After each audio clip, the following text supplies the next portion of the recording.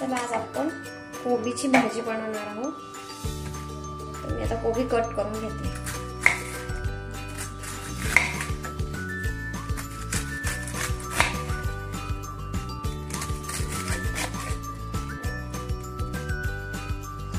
चला कोबी या पद्धतीने मी कापून घेतला आहे। कोबी असा कट केला की तो लवकर शिजतो आणि पटकन भाजी रेडी होते। चला आपण पुढची प्रोसेस बघूया। आता आपण भाजीसाठी थोडी कोथिंबीर कट करून घेऊयात। जिरं, थोडीशी मोहरी,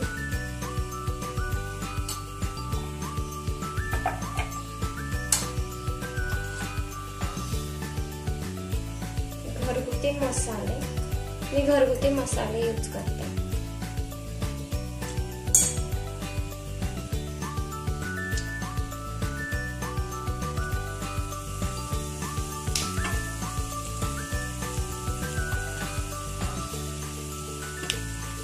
थोडंसं लाल तिखट,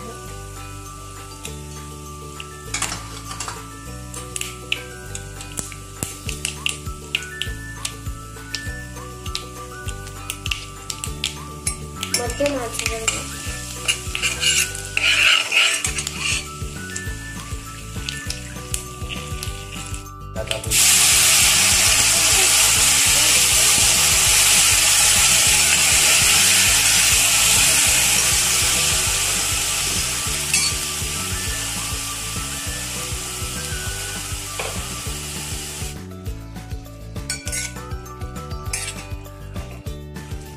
आता यावर आपण ताट झाकून ठेवूयात।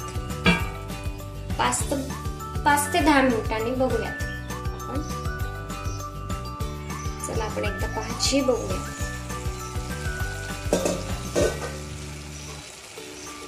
अजून प्रॉपर शिजलेली नाहीये, अजून थोडा वेळ शिजू देऊया।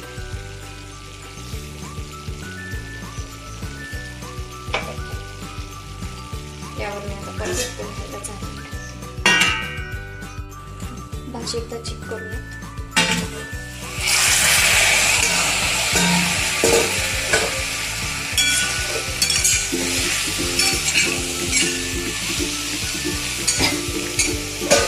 एकदम परफेक्ट झालेली आहे। यात आपण थोडंसं शेंगदाण्याचं कूट घालूया।